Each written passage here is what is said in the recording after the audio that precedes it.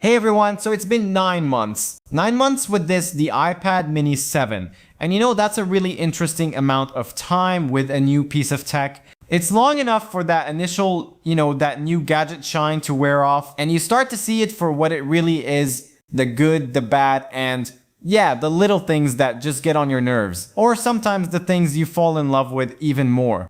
So in this video, we're gonna re-reviewing 9 months later with this iPad, updated review. We'll talk about what made this iPad feel so special back when it launched. We'll go over the design and that controversial display. We'll cover performance, the very interesting battery situation, the cameras, and of course, the software. I'm running iPadOS 18.5 now, and we have to talk about what Apple Intelligence actually feels like day to day on this thing. We'll also cover the stuff you really need to consider before buying one, or maybe things you're noticing as a current owner. And then we'll try to answer the big question 9 months later, who is this iPad really for?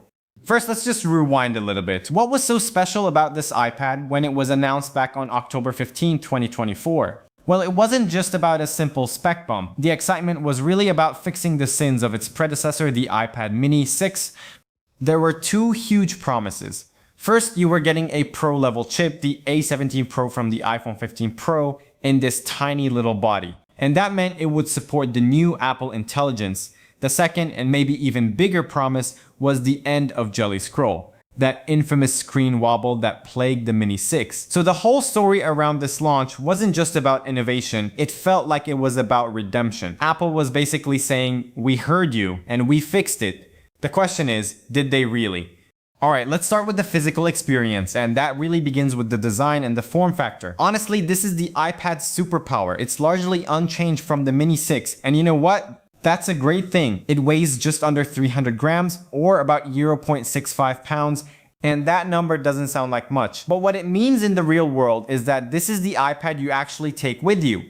And you know my love for this form factor, it runs deep. I'm a huge fan of Apple's whole mini philosophy. As you can see here, I've pretty much got them all. I have the original iPhone SE, the first gen iPhone mini, which was the 12 mini, the fantastic 13 mini, and then of course this one that we're talking about today, the iPad mini 7. Apple for a while there was just doing their best work with the mini lineup, These devices had this amazing small form factor, but came with the flagship superpower chip, incredible performance, the whole package. But yeah, you probably know that Apple has since discontinued the mini line on the iPhone. I was, and honestly still am, really disappointed by that. And it just makes me hope. I really hope they don't ever do the same thing to the iPad mini. It's funny because I also have the big guy, the iPad Pro with its huge 12.9-inch display. And for you who follow this channel, you've seen the videos on it. That thing is an absolute workhorse. With the new iPadOS 26, I've actually almost detached myself from my Mac entirely. The Pro has become my main productivity machine. It's been a real Mac killer for me since I experienced what iPadOS 26 can do.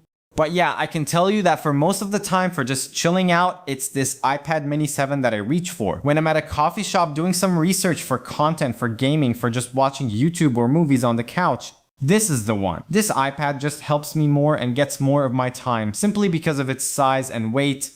I've taken this thing everywhere. It fits in my jacket pocket, it disappears into my bag. It's not like my bigger iPad Pro that, if I'm being honest, mostly just lives at home or in the office. This is the one that's always with me. You still get that premium flat edge design, the USB-C port and Touch ID on the power button. It's fast and reliable, but yeah, if you're coming from Face ID, it does feel like a small step back in convenience.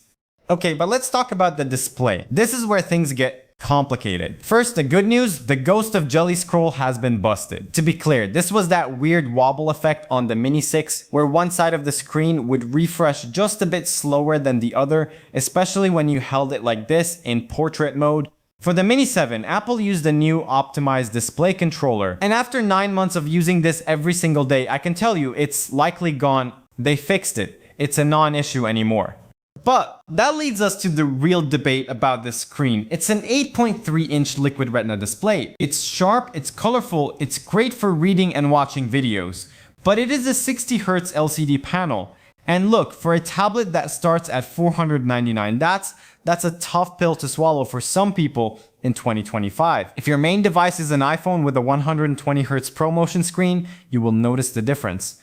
Some users have called the screen dim and dull for the price, especially when it only hits about 500 nits of brightness, whereas your phone might hit 2,000. But then there's the other side of the coin. For a lot of people, myself included, for most tasks, it's perfectly fine. For reading a book, watching YouTube, or scrolling through Safari, it's a great little screen. So really, your opinion on this display is going to come down to your priorities. It feels like a very deliberate choice by Apple to keep a clear line between the mini and the more expensive Pro models. If you live and breathe 120 Hz, this might be a deal breaker. If you just want a great portable screen, it's more than up to the task. Now, moving on to what's under the hood, the performance. And this is where things get, well, pretty incredible. The A17 Pro chip in here is frankly overkill for 90% of what you'll do on a tablet, and trust me, that is a fantastic thing. In my day-to-day experience over these 9 months, this iPad has just been perfectly great. It does every single task I ask of it, and it's so incredibly fast and responsive. It's one of those things you don't notice until you use a slower device again, but everything here is just instant. I do a fair bit of creative work on this little guy. When I'm editing photos in Lightroom, there's no lag, even with large RAW files. I also edit simple videos for social media on here using apps like CapCut and LumaFusion, and the experience is genuinely great. It can handle 4K footage flawlessly. I mean, scrubbing through the timeline is buttery smooth, and exporting is way faster than a device this small has any right to be. And then there's the gaming. Oh, the gaming. The size is just perfect. It's big enough to feel immersive, but small enough that you can hold it comfortably for long sessions without your arms getting tired.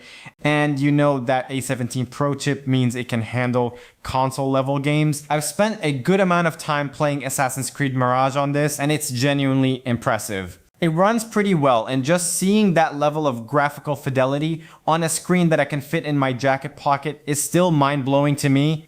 But the real point of having this much power, this headroom, is not just for today. It's about future-proofing. This iPad is going to get software updates for years and years to come, and it's going to feel fast for a very long time. It's the core reason this model supports the newer Apple Pencil Pro, and crucially, Apple Intelligence, which the older Mini 6 just can't do. So while it feels like overkill now, it's actually just right for the long haul. Okay, let's talk battery life. This is probably the most divisive topic for this iPad. Apple officially claims up to 10 hours of web surfing or video watching. But if you look online, the user reports are all over the place. Some people on Reddit say they're barely getting 4 or 5 hours of screen time. And users report fantastic battery life, easily hitting 9, 10, even 11 hours with amazing standby time. So what's my experience been after 9 months? Well, it's been generally good, but fragile. Here's the deal, that 10-hour claim is based on 50% screen brightness. If you crank the brightness up, or you're using cellular data instead of Wi-Fi, you're going to see a big hit. And some apps are just serious battery hogs, because the Mini has a smaller physical battery than a bigger iPad. It's just more sensitive to these things. So if your workflow is mostly reading, browsing, and watching videos at a reasonable brightness, you'll be happy. If you're planning to do intense gaming for hours with the screen maxed out, you'll want to keep a charger handy. And what about the cameras? Well, they're fine, they exist. You get a 12 megapixel wide camera on the back and a 12 megapixel ultra wide on the front that supports center stage. They are perfectly functional for FaceTime calls, for scanning a document, for a quick reference photo. But let's be real, the camera on your phone is almost certainly way better. Think of these as tools of convenience, not creative instruments. Where this iPad really shines though is with the software. Running iPadOS 18.5, it feels mature and stable, and some of the new features are just perfect for this form factor. The new math notes in the calculator app is really helpful. And then there's Apple Intelligence. This is the big feature the Mini 6 doesn't have. And honestly, it's a mixed bag right now. A lot of people feel it's a bit of a bust so far. For me, some features are genuinely useful. The writing tools for quickly proofreading an email are great. The notification summaries help cut through the clutter. But am I creating Genmojis and AI images all day? No, not really. The real value of Apple Intelligence on the Mini 7 today is that you're buying a device that's gonna get smarter over the next few years. You're buying into the future of iPadOS, whereas the Mini 6 has kind of hit its software ceiling.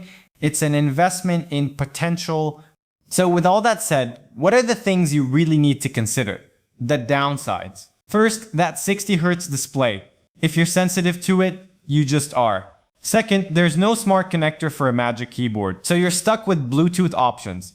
This is a tablet, not trying to be a laptop. Third, storage. 28 gigabytes is way better than the old 64 gigabytes, but if this is your main portable device, you might find yourself bumping up against that limit and wishing you got 256 gigabytes. And finally, no Face ID. Touch ID is fine, but it's not as seamless.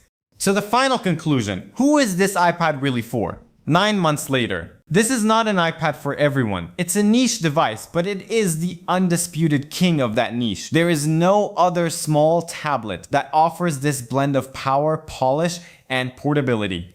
After 9 months, I can confidently say this iPad is for the person who values portability above all else. It's for the student who wants a digital notebook that feels like an actual A5 notebook in their hands. It's for the traveler who wants a brilliant media and gaming device that disappears in their bag. It's for the professional, like a photographer or a pilot, who needs a powerful, compact screen in the field.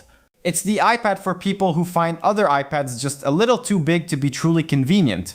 Who is it not for? If you want a laptop replacement, get an iPad Air or an iPad Pro with a Magic Keyboard. If you're on a tight budget and you don't need Apple Intelligence, a used iPad mini 6 is still a fantastic value. And if you demand the absolute best screen technology, your iPhone Pro Max or an iPad Pro will make you happier. But that's just my experience.